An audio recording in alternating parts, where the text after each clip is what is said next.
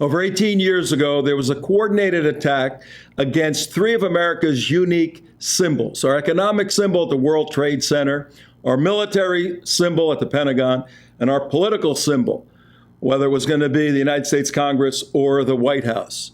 Over these past 18 years, a lot has occurred, a lot of controversy, a lot of investigation, a lot of analysis, to quite recently where some Congresswomen were saying in particular that some people did something to clear through some of the confusion, to analyze the serious nature of what occurred on that day and the subsequent ramifications. I have a very unique guest today who is the author of Enhanced Interrogations, the individual who headed up the Central Intelligence Agency's Enhanced Interrogation program, Dr. James Mitchell. Dr. Mitchell, welcome to our show. Thanks for having me on. I have been involved personally studying some of the background on terrorism and all that for many, many years. But I think all of our lives changed on September 11, 2001. I know yours changed dramatically. What I'd like to do, your book is a fascinating book and a very important book for Americans too. What I'd like to do is give our viewers a little insight into who you are as a human being. I mean, if you read and what's been written about you, you're either you're right there with George Washington as one of the great patriots of America, or you're in partnership with Satan, one of the most diabolical people that ever walked the face of the earth. Best way to sort through this is to ask you, who are you, and what do you want at this point in your life? All that you've accomplished, some amazing feats of accomplishment. What do you want your legacy to be? Well, I haven't really thought about a legacy. I'm just, and not to pretend to be humble, the truth is I'm just a relatively ordinary person who got caught up in some extraordinary circumstances.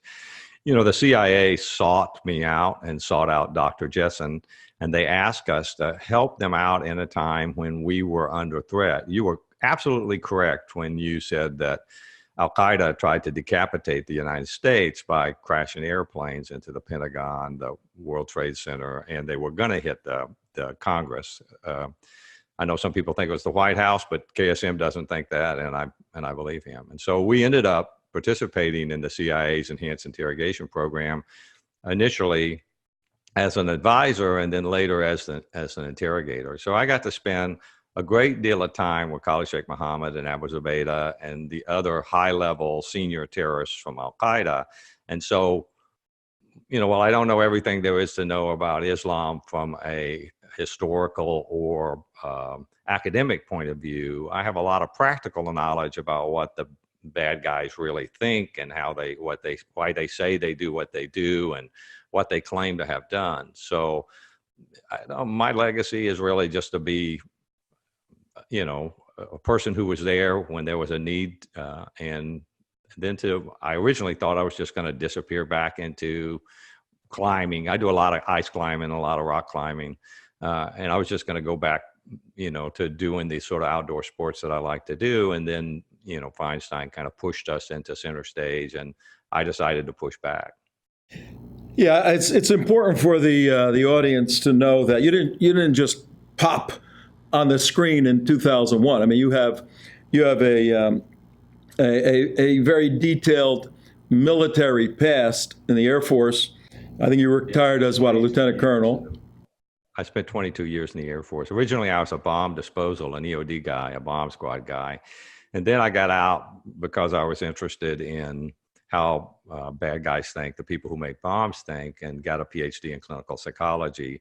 And then went back into the Air Force and moved into special operations and ended up from about 96 to 2001 in one of the counterterrorist units. All right. So what year did you go into, why did you go into the Air Force? I mean, what was your thinking? Were you a kid running around, I got to do something? Or was it like, I want to serve America? What motivated you to go into the military back at a time when maybe it wasn't that popular? Well, I went into the military in 75, January the 13th, 1975. I was part of the last draft, you know, which was in, I don't know, 68 or 69. My draft number was 365. You And if were you had out, nothing. They weren't going to bother you. yeah, they would take, grandfathers and people with one leg before they would have taken me. I had a student deferment. I canceled that. I wanted to go to college, didn't have enough money to go to college. And a lot of the men in my family had served in the military. And so I checked out the military, and I wanted to do something interesting while I was in the service, because initially I thought that what would happen is I would go into the Air Force for 4 years and I would get out and, go get a degree in something that I could use to make a living. And then I got in there and got involved on the bomb squad and got interested in, the people who make bombs and what goes on in their mind and why they do what they do, and kind of ended up into the route that I am now. All right, I want to explore that a bit, but parenthetically, what goes through the mind of somebody that takes hours and hours and hours to put a complex bomb together, knowing it's going to maim or destroy and kill life, and they're excited or happy about that? What have you concluded about the bomb maker? Beliefs have consequences, and so it depends on the belief system that's in place when they decide to act like that. So, for example, if it's an Islamist, they view that murder and mayhem and blood and grief and the stress that the survivors feel and the misery and agony that the victims feel as a sacrament to their God. It's a way of worshiping Allah, a way of showing their devotion to Allah. If you're another kind of bomber, it might be because you want to seek revenge on the government for treating you badly or something. So it really kind of depends on the psychology of the person who builds the bomb, much more so than the bomb itself. All right, so you do your time in the EOD, and you're playing around with bombs and trying to figure all that out. Then you make a transition to equip our warfighters to resist enhanced interrogation techniques. What was that all about? Well, I was in the service, and I was in the Air Force, and I had paid back my time. I was thinking of getting it out and going into some form of law enforcement. And the person who happened to do the assignments was my mentor, and he said, well, we've got this special duty assignment that we can put you in at the Air Force Survival School, and I can't really tell you much about it, but if you go through the course, they'll decide whether or not you're the right kind of guy, and you'll decide whether or not it's something that you want to do. And so I spent, I think, 7 years all in all at the Air Force Survival School. And the purpose of the Air Force Survival School, of course, as all survival schools, because the Navy has two and the Army has several, is to teach the men and women who are war fighters and at high risk of capture to survive and then return home with their honor intact. Part of that is the whole bugs and berries portion of the thing, where you teach them to survive in the woods and evade being captured, and how to like O'Grady did when he was shot down, he was able to evade until he was rescued. And then another big part of it is to teach people how to resist interrogation, the sort of techniques that they're going to use to question you. Well, let's look at that for a moment. And we're going to get into in our subsequent moments here together. You were involved in interrogating some very, very bad people that should not even be on the face of the earth, but you had a lot of time with them, thousands of hours. Going back to teaching our guys to resist what you were trying to do to some of the terrorists, get information, what would be the most dynamic, the main point, the big idea when you told these guys, if nothing else, remember this? What is it? Well, I think it's that you can bounce back, that if you slip up, if you make a mistake, if you reveal more information than you should have, it's entirely possible for you to decide at that particular moment that you are simply going to go back to the techniques that you're taught to resist interrogation. Everybody says and does things they would have preferred not to have done, and especially when you're under stress and you're tired and you've been awake. But that's no reason to completely cave or to give in. So, I mean, you know, I think the most important thing to teach people who are in that position is that you can survive, you can keep your honor intact, and having your honor intact doesn't mean that you never make a mistake. Yeah, that would be critical, particularly for someone who took an oath to defend the country at every time, at all moments. Moving into the 2001, the attack on our country. Where were you, at that moment? We all remember where we were when Kennedy got shot. We all remember when Trade Center got hit. I grew up in New Jersey. I watched Trade Center get built, and I was sitting in Florida on a couch, and I could not believe it. Where were you at that moment? Well, to answer your question directly, I was at home watching it on TV, but I need to add some context. When I got out of the Air Force in 2001, I got out in August of 2001. I started a personal services contract with the CIA to do some other stuff. And when 9/11 happened, when the planes flew into the buildings there at the World Trade Center, my next door neighbor, who was a retired sergeant major, Army sergeant major, Green Beret, called me up and said, "Hey, look at the TV. Some plane just hit the World Trade Center." And then I was watching TV when the second plane hit, and still watching TV when the buildings collapsed.